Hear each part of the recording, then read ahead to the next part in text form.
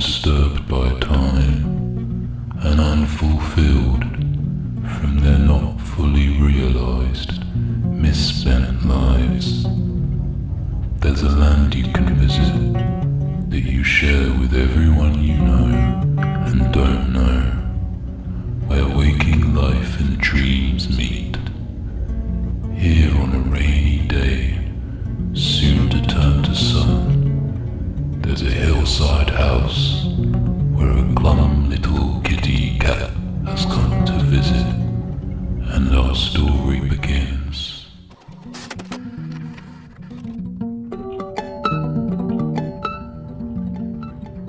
In this life, it's gonna get harder, you know, to know the difference between what is real and what is not real.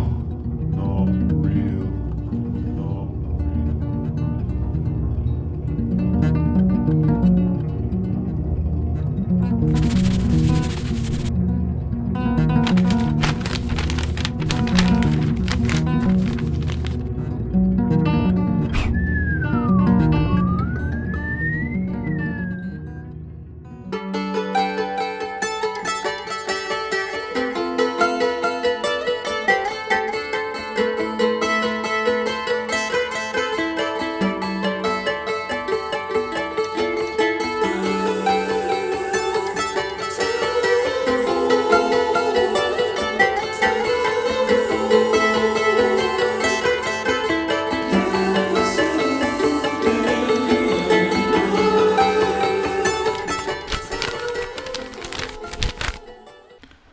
There's a little kitty cat on the other side of this unreal world who wants to know if you can grant him a pair of wings.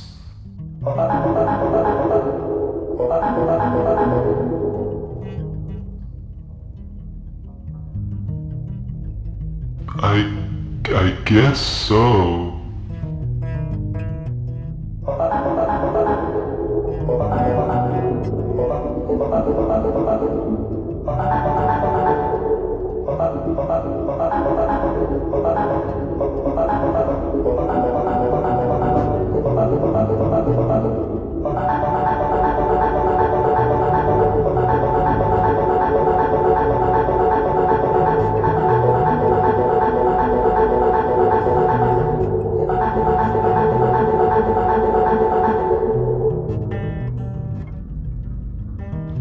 What more does he have to do?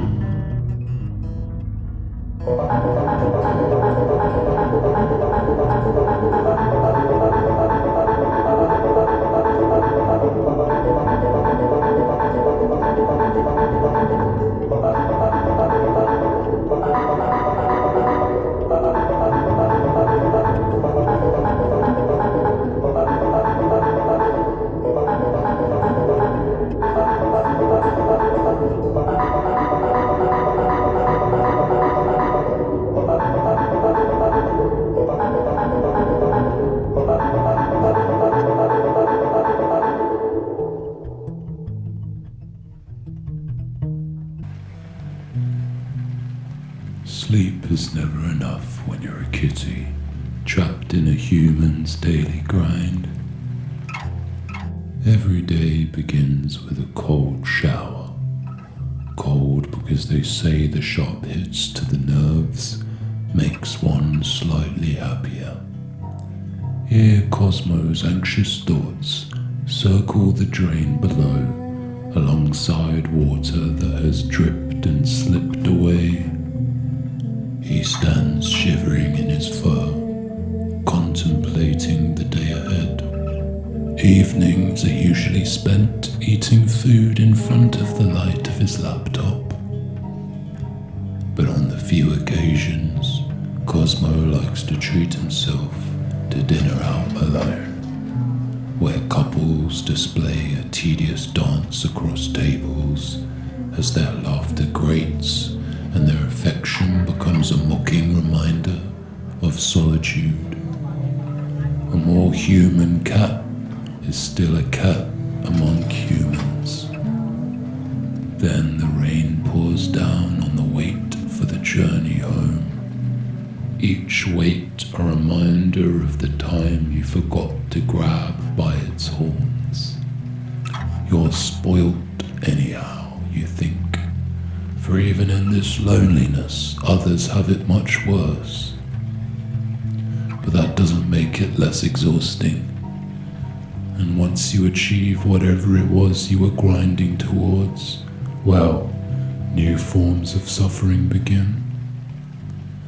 And all along, there could have been a place in your mind that you could have visited.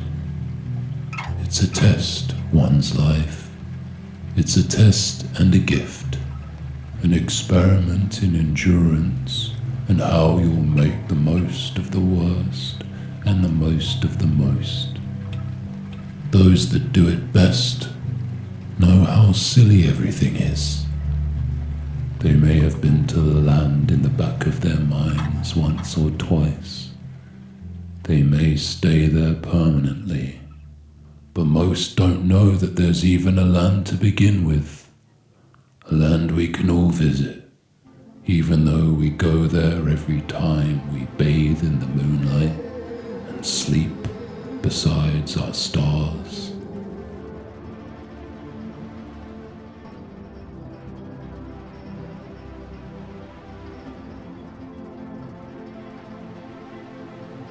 Skip-a-dip-bit-a-bit-a-doo, skip-a-rap-a-pa-pa-pa-pa-da-ba-da-doo, zip-a-dick-a-bit-a-ga-da-ba-da-doo, sha-na-la-ba-da-da-ba-doo, skrup-a-pa-pa-pa-pa-da-ba-da-boo, shaka-doo, boo, shaka-doo, ka-ta-da-ba-doo.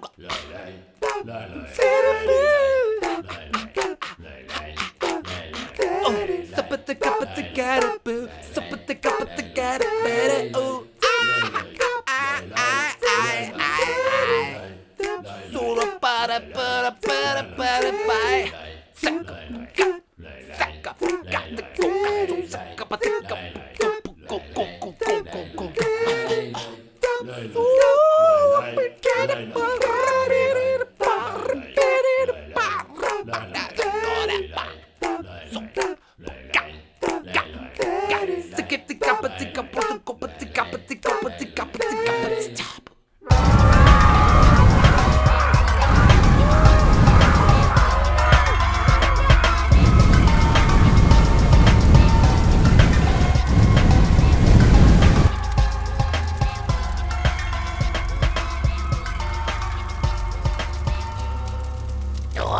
Why did you burn down the north of the forest, you little prick? I made your kind guardians of the nature around here because I thought you were harmonious with the natural world. I'm sorry, but my wife is a bitch. She told me to burn down these trees to make room for a beauty salon that she wants to build. I've never seen such cruelty. Rebuild these trees or I'll take away the sun for a year. Okay, but my wife won't like it. There is no rest for me this week, and I won't get laid. The world doesn't have to suffer because you've got no backbone.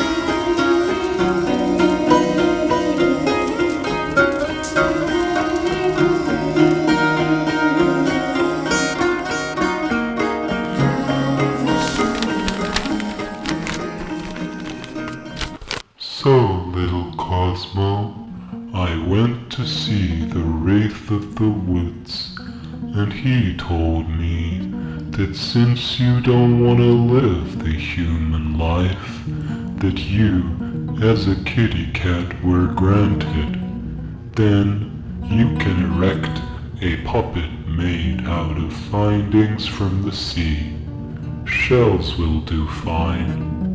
I would say mostly oyster shells may be best, as they are thick and shiny inside, and like real humans, have the potential to harbor little pearls of beauty. If you can erect an imitation puppet of yourself, then it will absorb the mundanity that you wish to escape. You should then leave it in an empty room. And if the forces beyond you can sense that you're truly grateful for the day you've been given, then that imitation puppet can continue to absorb the life you leave behind when you gain a pair of wings upon the green hill. Only then can you skip the passage of time and become able to journey through the shared mind of this waking earth.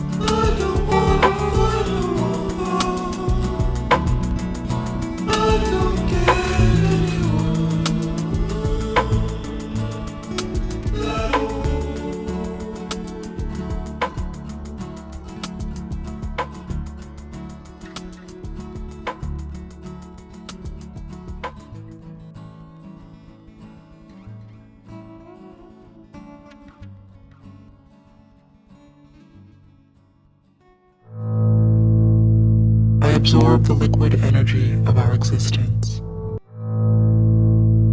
I absorb the liquid energy of our existence, the kinetic force we exert on buttons, bins, and paper. The electrical currents coursing through wires, guiding us through maps we stare at, while elevators lift us up and down, and boxes shift us from one room or street to the next. The gases of the yapping, murmurs, and the shouts, the fist and the grip, the sorrowful buildup of hard-learned resentment, the lessons learned and unlearned through time. I absorb the relentless climb, where true satisfaction is found within. Yet, when everything mirrors and facilitates the climb, the inner journey becomes just another ascent. I absorb the disconnected milieu, the deceit and misunderstanding of lovers who fail to know you, friends who never truly did, those who let you down and those you took for granted, the hard lessons missed in the fleeting moments of a cloaked day. I grant you the power to transcend. I bestow upon you the eternal dream the tunnels to our shared subconscious,